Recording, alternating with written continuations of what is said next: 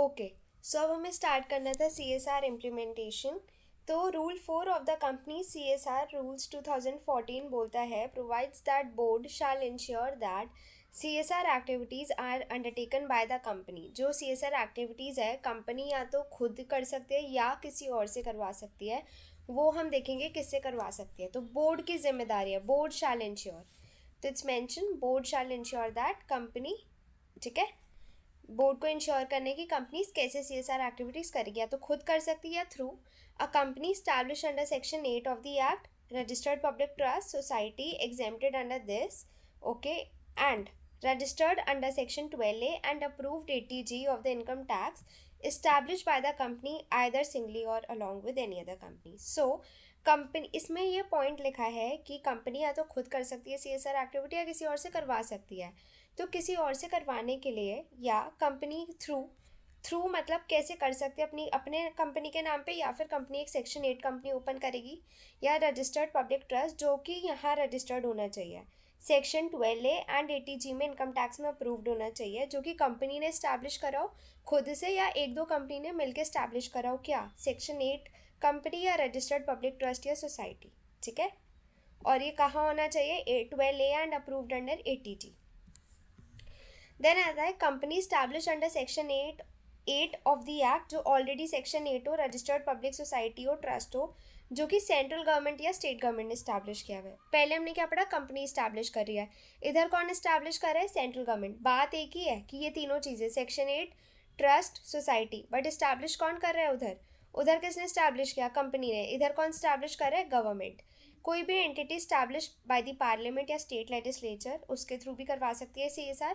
A company establish under section 8, registered society, public, वही 12A ATG का income tax, having an establish track record of at least 3 years in undertaking similar activities. तो जिन companies का already track record है वो भी कर सकती हैं 3 साल का, ओके। नाउ अब इन कंपनीज को करना है, तो provided that the provisions of the sub rule shall not effect the CSR project program approve prior to first day of 2021। ये पहले का है, अब नहीं है। तो now CSR 1 shall be signed and submitted electronically by the entity and shall be verified digitally by, कौन करेगा, chartered accountant in practice, company secretary in practice और कॉस्ट अकाउंटेंट इन प्रैक्टिस, ठीक है। तो कौन स्टैब्लिश करने वाला है, ये बोल रहा है कि जो CSR 1 कंपनी जो भी ये एंटिटी करना चाहेगी, तो वो साइन और सबमिट होगा इलेक्ट्रॉनिकली, ठीक है, और डिजिटली वेरीफाई होगा, या तो CA CS या CA इन प्रैक्टिस वेरीफाई करेंगे। ऑन द सबमिशन जब ये फॉर्म आएगा पोर्टल पे, a unique CSR registration number इनको अलॉट कर दिया जाएगा। अ कंपनी में इंगेज इंटरनेशनल ऑर्गेनाइजेशंस को भी इंगेज कर सकती है, पर सिर्फ डिज़ाइनिंग, मॉनिटरिंग, इवैल्यूएशन के लिए ही कर सकती है CSR पॉलिसी को। मतलब वो काम नहीं कर सकते ये एंटिटी वाला, बट वो हाँ डिज़ाइन, मॉनिटर, इवैल्यूएट कर सकते हैं कि CSR प्रोजेक्ट्स क्या है, पॉलिसी क्या है, ठीक है। Now Board of the company shall satisfy that the funds so disbursed have been utilized for the purpose and in manner approved by its CFO or the person responsible for financial। जो भी आप funds इसके लिए use होंगे वो properly disperse होने चाहिए, and इसकी एश्योरेंस कौन लेगा, CFO, chief financial officer. In case of an ongoing project, अगर कोई प्रोजेक्ट ऑनगोइंग है, अभी हम आगे पढ़ेंगे, बट मैं आपको क्रिस्प में बता देती हूँ ऑनगोइंग प्रोजेक्ट क्या होता है। ऑनगोइंग प्रोजेक्ट वो होता है जो कंप्लीट हो, अभी जिसको कंप्लीट होने में 3 साल लगेंगे, प्रोजेक्ट 3 साल तक चलता है, ठीक है। विद हम इसमें एक्सक्लूड करते हैं ईयर ऑफ कमेंसमेंट, ठीक है, जिस दिन वो प्रोजेक्ट, जिस साल वो चालू है वो ईयर हम काउंट नहीं करेंगे 3 सालों में, प्लस और वो 3 सालों तक चलेगा वो प्रोजेक्ट, तो ऑनगोइंग है, ठीक है। तो बोर्ड को मॉनिटर करने की इम्प्लीमेंटेशन उस प्रोजेक्ट का with the reference to the proof timelines and year wise allocation. अब ऑब्वियसली वो ऑनगोइंग प्रोजेक्ट है, वो 3 सालों तक चलेगा, तो हर साल उसका बोर्ड देखेंगे कि कितना पैसा लगा है, ईयर वाइज एलोकेशन क्या हो रहा है, पैसों की और ज़रूरत है, तो ये सब की जिम्मेदारी कौन लेगा, बोर्ड लेगा। अब हम पढ़ने वाले हैं CSR कमेटी, ठीक है। CSR committee provides that the company mention in the rule 3 shall constitute CSR committee. हमने पढ़ लिया था कि 3 टाइप्स ऑफ कंपनी जो हमने पढ़ी थी, नेटवर्थ, प्रॉफिट एंड टर्नओवर के बेसिस पे इनको क्या करनी है, CSR कमेटी फॉर्म करनी है। बट एक और हमने स्टेटमेंट पढ़ी थी कि जिनका CSR ऑब्लिगेशन 50 लाख से नीचे का है तो उनको CSR कमेटी नहीं फॉर्म करनी, ठीक है। Now company covered under this which is not required to appoint an independent director, वही वो सारी चीज़ें हमने पढ़ ली।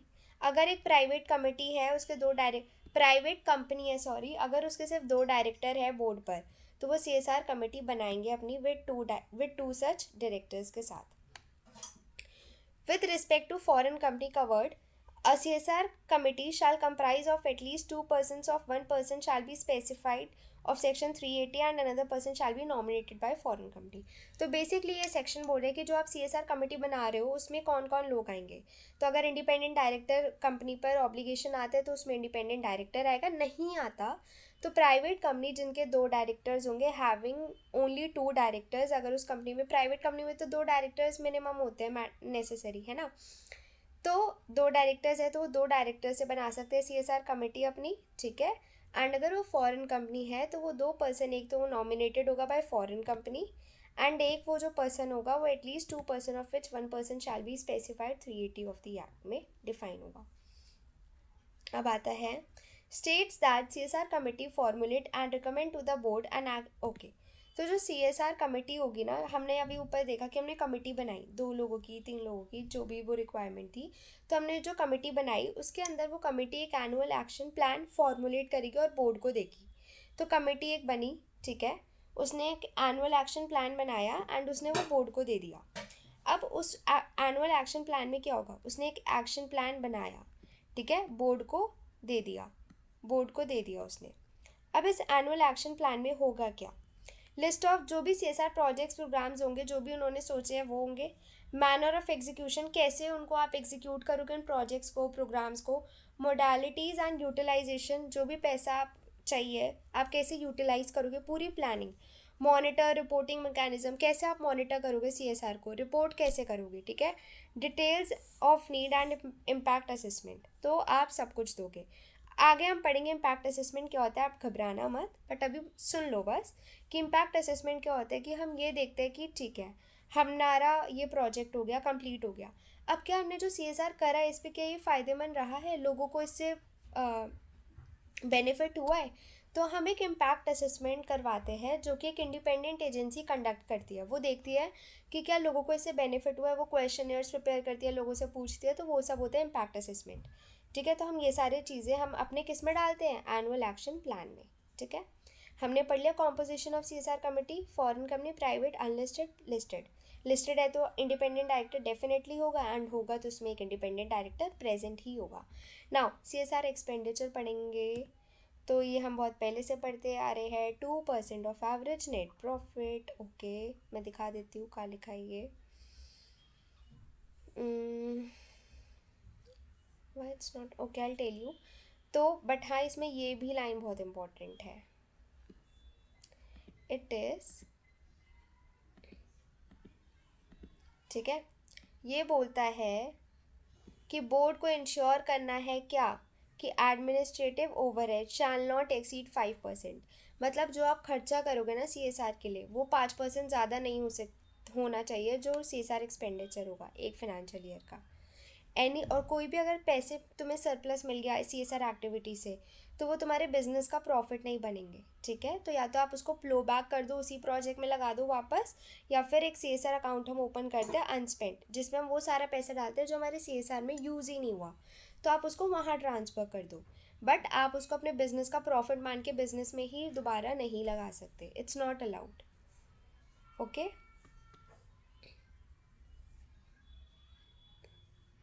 या अब इसमें एक पॉइंट आता है, where a company spends an amount in excess of the, अगर एक कंपनी ने ज़्यादा अमाउंट स्पेंड कर दिया, मान लो मुझे आज CSR करना था 5 करोड़ का, मैंने कर दिया 10 करोड़ का, 8 करोड़ का, ठीक है, ज़्यादा कर दिया, तो क्या मैं उसको सेट ऑफ कर सकती हूँ, हाँ जी। मैं उसको अगर मेरा नेक्स्ट ईयर का ऑब्लिगेशन 2 करोड़ आया तो जो मैंने 3 करोड़ एक्स्ट्रा लगाए मैं उसको उससे सेट ऑफ कर दूंगी, फिर एक और साल तक कर सकती हूँ। बट मैं कब तक कर सकती हूँ, सिर्फ 3 फाइनेंशियल ईयर्स तक, 3 साल तक मैं उसको सेट ऑफ कर सकती हूँ। अगर 3 साल तक मैंने नहीं करा तो वो क्या हो जाएगा, चौथे साल में लैप्स हो जाएगा। अगर मेरे पास अमाउंट पड़ा हुआ भी हुआ स्टिल मैं उसको यूज़ नहीं कर सकती बिकॉज वो लैप्स हो चुका है, मुझे उसको 3 साल में सेट ऑफ करना है। तो board of the company shall pass a resolution to that effect, right. तो अगर ये तुम्हें कंडीशन करनी है, लाइक सेट ऑफ करना चाहते हो, तुमने ज़्यादा खर्च कर दिया, तो तुम्हें एक BR पास करना पड़ेगा, और क्या करना पड़ेगा, excess amount available for setup shall not include the surplus arising out of CSR। और जो भी एक्सेस अमाउंट होगा shall not include the surplus, ठीक है। ये दोनों रिक्वायरमेंट्स आपको करनी पड़ेगी। अब ये आता है कि CSR अमाउंट में be spend by the company for creating और एक्विजिशन ऑफ कैपिटल एसेट। क्या आप कैपिटल एसेट एक्वायर कर सकते हो, क्रिएट कर सकते हो? हाँ जी, आप CSR अमाउंट से कैपिटल एसेट भी एक्वायर कर सकते हो, बट उसकी ये कंडीशन है कि company establish under section 8 registered public trust society, वही हमने पढ़े थे, और जो बेनिफिशियरी होंगे CSR प्रोजेक्ट के उनके नाम पे होगा या तो वो एसेट, ठीक है, या पब्लिक अथॉरिटी। कंपनी अपने नाम पे नहीं होल्ड कर सकती, वो होल्ड करेगी ये तीनों में से कोई एक, पब्लिक अथॉरिटी या बेनिफिशियरीज जो होंगे CSR प्रोजेक्ट के, या फिर कंपनी स्टैब्लिश अंडर सेक्शन 8। अब आते हैं CSR रिपोर्टिंग। CSR रिपोर्टिंग हमें पता है, जो बोर्ड रिपोर्ट होती है हमारी कंपनी की, उसके अंदर एक अलग सा सेक्शन होता है जिसमें एनुअल रिपोर्ट ऑन CSR होती है, उसमें लगा देते हैं। फॉरेन कंपनी है तो the balance sheet filed under clause B of the section 1 of the act shall contain an annual report on CSR containing particulars specified in annexure 1 and annexure 2। Foreign company से आपसे question नहीं पूछा जाएगा क्योंकि आपसे expect किया जाएगा कि आप इंडियन उसका ही बताओ, तो डोंट वरी, आपसे नहीं पूछा जाएगा। Okay, now every company having, हाँ जी आ गया, every company having, this is important, CSR obligation, अगर किसी भी कंपनी का 10 करोड़ या उससे ज़्यादा का CSR ऑब्लिगेशन आया है तो in the 3 immediately preceding financial year shell undertake impact assessment. हम पढ़ रहे थे इम्पैक्ट असेसमेंट क्या होता है।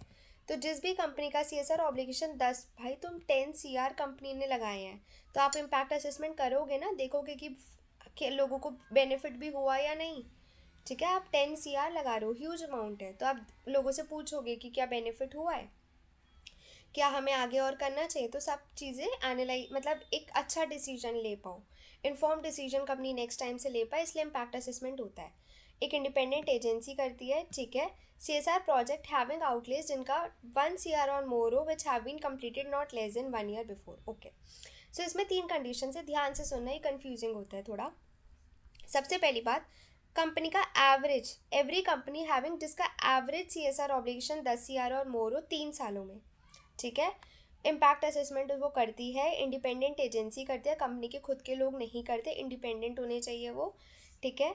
CSR प्रोजेक्ट हैविंग आउटलेज, और जिन प्रोजेक्ट का आउटलेज 1 CR और मोर था वो करवाती है, और वो प्रोजेक्ट की जो कंप्लीशन है 1 साल हो गया उन्हें कंप्लीट हुआ हुआ, जब भी तो पता चलेगा उसके बेनिफिट्स, इतनी जल्दी तो नहीं मिलते, थोड़े थोड़े टाइम में ही मिलते हैं, राइट।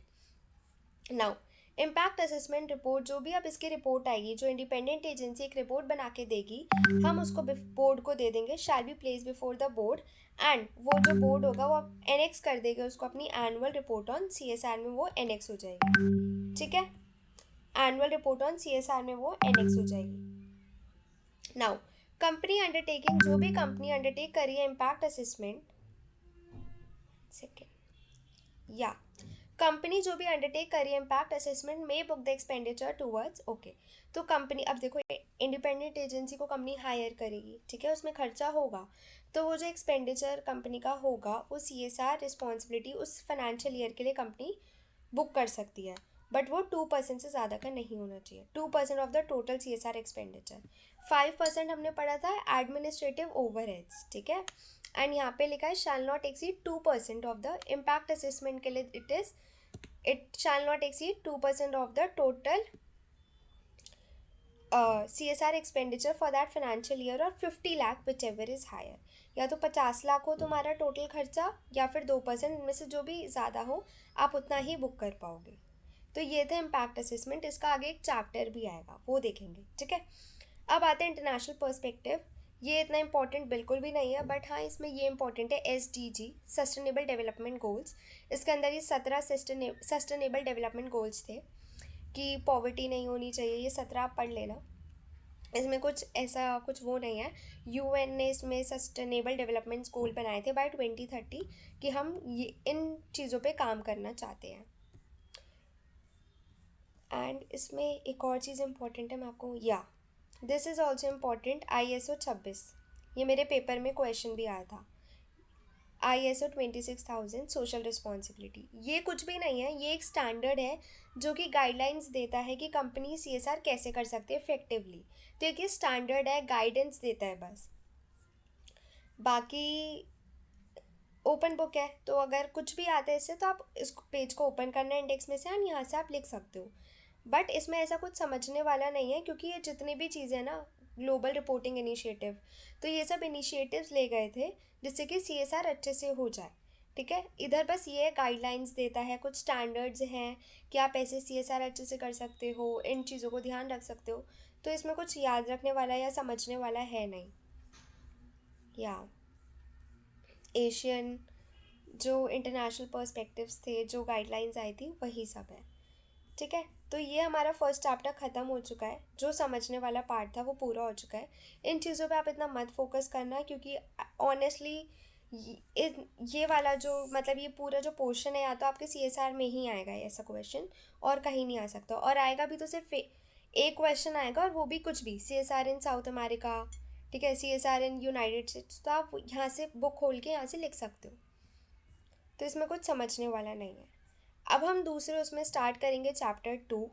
और आप मुझे ये चीज़ भी बताना कि मैं अपने नोट से पढ़ाऊँ या बुक से, क्योंकि मॉड्यूल से ना आप हर चीज़ कवर कर लेते हो एंड ये ओपन बुक है, इसलिए मैंने सोचा मैं मॉड्यूल से ही इसको पढ़ाऊँ, जिससे कि कुछ रह ना जाए। एंड मॉड्यूल से हम पढ़ेंगे तो हमें पता होगा कि पेपर में कोई क्वेश्चन आया तो वो कहाँ था।